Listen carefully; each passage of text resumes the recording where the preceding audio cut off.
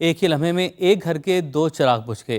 5 साल का इर्तिजा और 6 साल की रमशा भी उन्हीं मासूम बच्चों में शामिल थे जो वापस अपने घरों को ना लौट सके। अहले खाना का इल्ज़ाम है कि अगर इमदादी कार्रवाइयाँ बर वक्त शुरू होती तो शायद कुछ जानें बचाई जा सकती थी।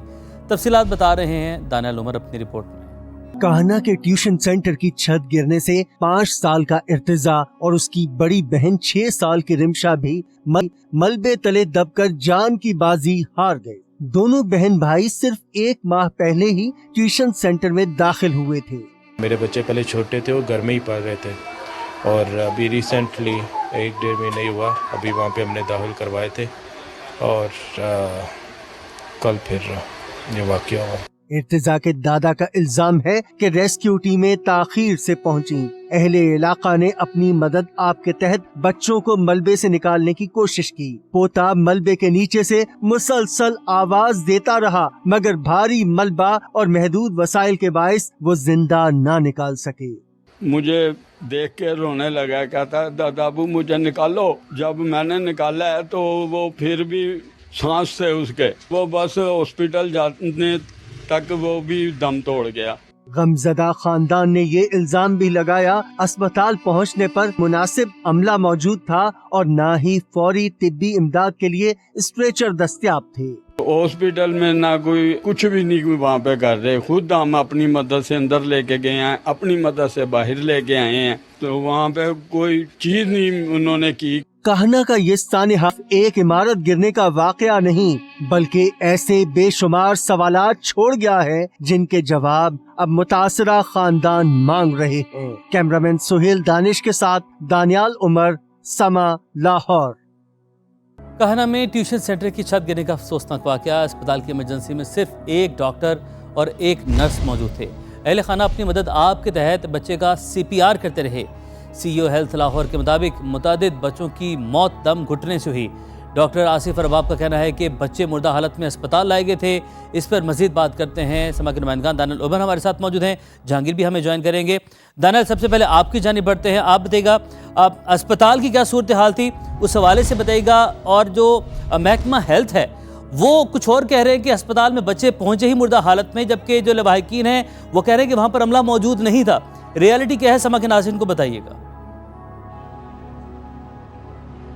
देखिए उमर, एक फुटेज सामने आई है उस वक्त की जब अस्पताल में उन बच्चों को लाया गया जो कि बच्चे इस दुनिया से जा चुके थे, या फिर वो अस्पताल में आकर उन्होंने दम तोड़ा, और साथ ही वो बच्चे भी इस फुटेज में देखे जा सकते हैं जो कि ज़ख्मी हैं। ये उस वक्त की इनिशियल फुटेज है जिस वक्त ये वाक़या जो है वो पेश आया था। इस फुटेज के अंदर ये देखा जा सकता है कि एक जो फैमिली है उसका एक मेंबर अपने बच्चे को खुद CPR दे रहा है। वहाँ पे अमला जो है वो हमें कम नज़र आ रहा है। वहाँ पे सिर्फ एक खातून डॉक्टर जो हैं वो नज़र आ रही हैं और एक नर्स नज़र आ रही हैं, क्योंकि इतने सारे पेशेंट्स को अचानक से ऐसी ट्रेजेडी हुई है, इतनी बड़ी तादाद में इमरजेंसी से लोग आ रहे हैं, रेस्क्यू 1122 आपको इन्फॉर्म कर रहा है, तो फिर अस्पताल के अंदर अमला मौजूद क्यों नहीं था कि वो इन तमाम तर चीज़ों को डील कर सकता।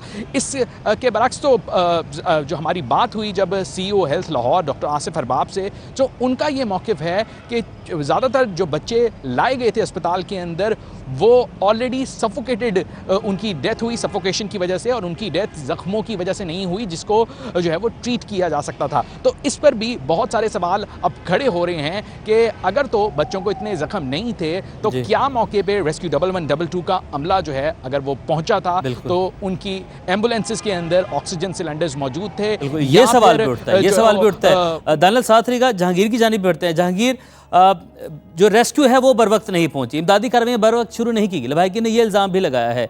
इस हवाले से आप बताइएगा कि रियलिटी क्या है, समा के नाज़रीन के साथ शेयर कीजिएगा।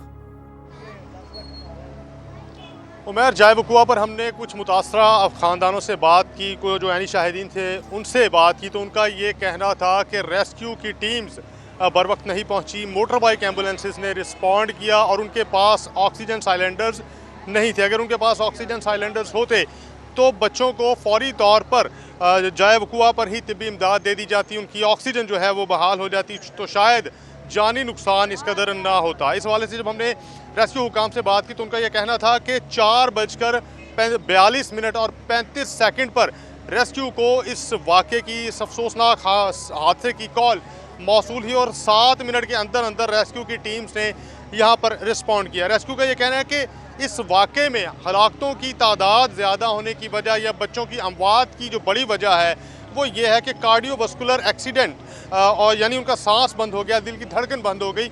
मलबे तले जब वो बच्चे दबे तो उसके ऊपर एक हजूम या एक भीड़ जो है इमदादी कार्रवाइयाँ करने की गर्ज से जब उस मलबे के ऊपर चढ़ा तो बच्चों का सांस बंद हो गया। इसके बाद दूसरी बड़ी वजह जो है उमैर रेस्क्यू हुकाम ये बताते हैं कि अब बच्चों के जो सर पर और गर्दन पर चोटें आई तो चूँकि बच्चों का स्कल और गर्दन जो है कोई नाजुक अज़ा है, अगर इनकी जगह कोई बड़ा या बालिग फ़र्द होता तो शायद वो ये चोटें बर्दाश्त कर लेता। बच्चे मासूम हैं, जिस्म के अज़ा नाजुक हैं, तो शायद उनके सर पर और गर्दन पर आने वाली जो चोटें हैं वो बर्दाश्त नहीं कर सके। अब इस अफसोसनाक सनहा पेश आया है और अब सवाल बहुत सारे उठ रहे हैं। जहांगीर और दानियाल, आप दोनों ने अपडेट किया, आप दोनों का बहुत शुक्रिया।